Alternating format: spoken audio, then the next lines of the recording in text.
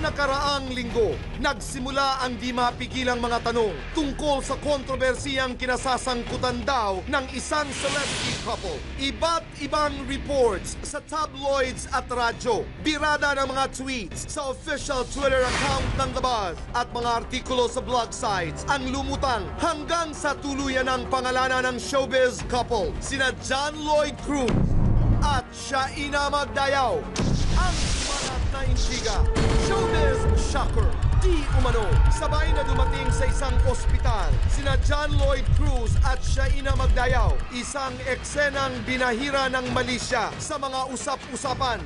Sa kabila ng mga balita, taliwas sa mga negatibong intriga, isang mapayapa at masayang magkarelasyon ang nakita ng lahat na dumalo sa 4th Star Magic Ball. Wala ni anumang bahid ng lungkot o pagkabahala. Sa gitna ng lahat ng espekulasyon, piniling manahimik ng dalawa. Pero ngayong hapon, isang showbiz shocker ang malalantad. Nang kunin ng The Buzz ang opisyal na mensahe ng Star Magic na siyang nagmamanage sa dalawa, ibinahagi nito ang panig ni Shaina ukol sa issue na ito ay isang malaking kasinungalingan. Ang mga patunay, una, ayon sa isang insider sa tinutukoy na ospital, walang anumang eksenang naganap na sangkot si John Lloyd, si Shaina o sabay silang dalawa. Ni anino ng dalawa ay hindi raw nakikita sa premises ng ospital. Ikalawa, sa panahong tinukoy ng insidenteng ito di umano, kapwa abala sa trabaho ang dalawa. Nasa taping noon si Shaina para sa nalalapit niyang teleseryeng Precious Arts Romances Presents Alina. Habang si John Lloyd naman, puspos pa rin sa pag-shoot ng upcoming primetime show niyang Immortal, kung saan karamihan sa eksena ay kinukunan pa sa labas ng Metro Manila.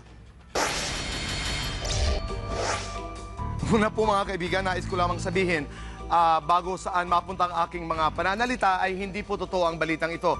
As a matter of fact today, patunay lamang na ang chismis talaga. Sabi nga nila, syempre, bahagi ng aming brand ay chismis, yung mga usap-usapan. Pero alam niyo po mga kaibigan, kahit hindi po kayo artista, halimbawa sa opisina o di kaya sa magkakapit-bahay, pag kayo na po ang biktima ng chismis, masakit ho.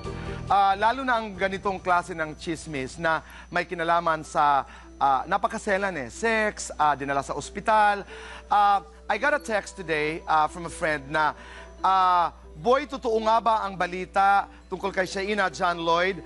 Ayon sa isang kaibigan ko na girlfriend ng isang kaibigan ng isang artista, na ang isang artistang ito ay kasama ni John Lloyd. Sabi ko, don't believe it. It's not true. It's a lie. Ito'y wala pong basehan. Kaya dapat tayo'y matalas po ang ating mga pandinig at ang ating mga mata para habang tayo nagkakatuwaan, halimbawa sa ating pag-uusap, ay hindi tayo nakakasakit at nalalaman ho natin kung ano ang totoo, kung ano po ang nakakatuwa at kung ano po ang nakakasira. I got a text also from John Lloyd. You're welcome, Lloydie. Shaina also texted us noong kami na magsalita sa SNN. Inuulit ko po mga kaibigan, hindi po totoo ang chismis na ito. Pero ito po ang totoo. Ang aming boss po, ang aming business unit head ay birthday. Happy birthday, Louie! Happy birthday, Louie!